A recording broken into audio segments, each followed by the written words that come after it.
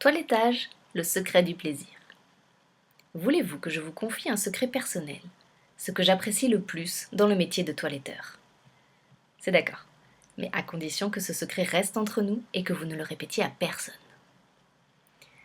Bien entendu, il est toujours agréable d'exercer un métier manuel dont on maîtrise la gestuelle et qui nous distingue plus ou moins du public qui serait incapable bien sûr de cette même gestuelle.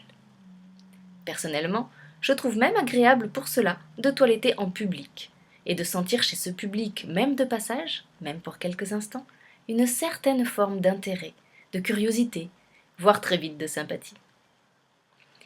Bien sûr, et comme nous l'expliquons longuement dans nos cours, le véritable toiletteur professionnel éprouve rapidement ce que nous avons coutume d'appeler le plaisir zoocosmétologique. Une sensation très difficile à décrire à des non-professionnels, mais qui correspond à ce que ressentent nos mains et surtout nos doigts au contact de la peau et du poil, traités par des shampoings de qualité et des crèmes adaptées. C'est un véritable plaisir que l'on ressent au moment du bain et peut-être encore plus au moment du brushing. Mais encore une fois, très difficile à expliquer. Sachez seulement que si vous devenez attentif à de telles sensations, vous pourrez bientôt les yeux fermés, au seul contact du pelage, reconnaître sans vous tromper les crèmes et les shampoings utilisés. Bien sûr, il y a le plaisir de créer une belle silhouette, ou tout au moins d'en souligner et d'en suggérer les qualités. Tout cela est vrai, mais n'est rien à côté de ce que je vais vous dire maintenant. Le plus grand plaisir que me donne l'exercice de ce métier, c'est la nature du contact que je parviens le plus souvent à établir avec mes partenaires, chiens ou chats.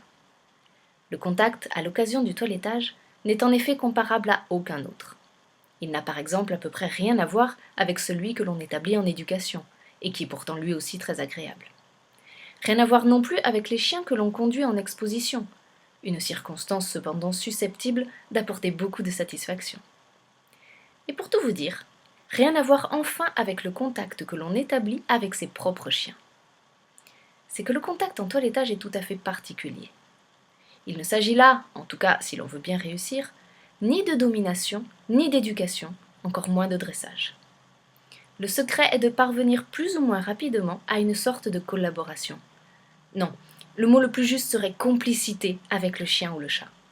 Quand cette complicité s'installe, cela devient presque grisant. À la fin, il n'y a plus un toiletteur et un animal, mais un ensemble toiletteur-animal qui semble fonctionner presque en osmose. Et ce qui est particulièrement excitant, c'est de parvenir à ce résultat le plus rapidement possible, par exemple même avant le bain.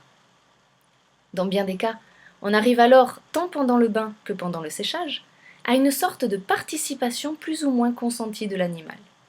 Et quand on en est à ce stade, la satisfaction professionnelle est extrême. Peut venir alors la finition, qui se révèle souvent un authentique moment de grâce. C'est que le partenaire sent bien que l'exercice touche à sa fin, mais aussi qu'on est en train de lui donner sa plus belle expression. De très nombreux chiens adoptent volontiers à ce moment exactement l'attitude et la position que nous pouvons souhaiter. Avec les chats, cette connivence, cette action partagée peut atteindre des extrêmes.